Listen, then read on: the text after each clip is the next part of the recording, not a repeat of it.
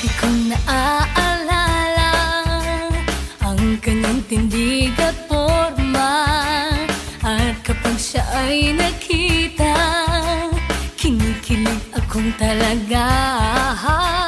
Di naman siya sobrang gwapo, ngunit siya ang type na type ko. Bakit ba ganito ang nadarama ng puso ko? Minsan siya ay